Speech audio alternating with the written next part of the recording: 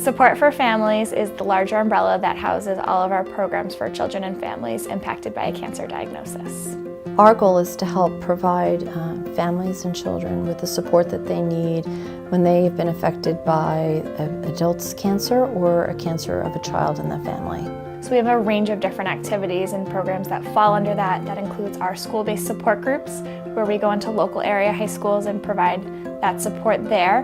We have our Big Talk, Small Talk, which is our support group series for children and families impacted by cancer. And there's two components. There's the child component, and at the same time, concurrently, the parents are meeting. So the parents get that support in terms of parenting in the face of cancer.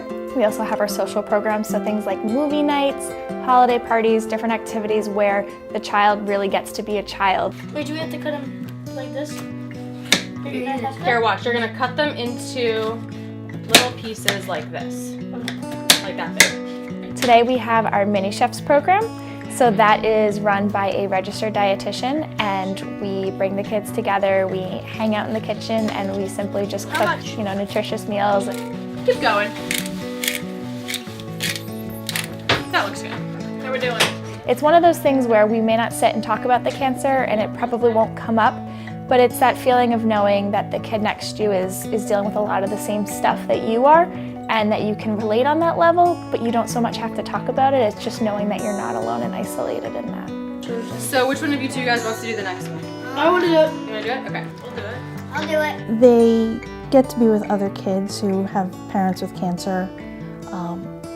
It makes it more normal for them so that they know that they're not the only kids who are going through this.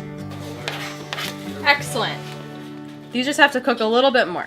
Oh my gosh, it smells good. We might play a game together, Battleship, Connect 4, anything that's something that's comfortable and enjoyable for them, and that grants us the opportunity to kind of slip in that conversation about the cancer and the ways that it's impacting them in their day-to-day life. It's really giving them an opportunity to express themselves as a child. To be able to bring him somewhere where he's understood is just a huge help to us. My role is to equip the parent with that age and developmentally appropriate language so that they feel like they can have that conversation with their child and explain to them in ways that that the child will understand. It's a huge help to me because I wouldn't know how to broach some of these subjects myself. It was hard enough telling him that he's, mom has cancer. For parents, I think it means that they have a place that they can turn to, a place where they can learn from other parents who are going through the same journey. Maybe they're a little further ahead than they are, so that provides them hope. I had a support system, but I didn't have a support system of people who actually have been through cancer. In New Jersey, there's 500,000 people who are living with a history of cancer.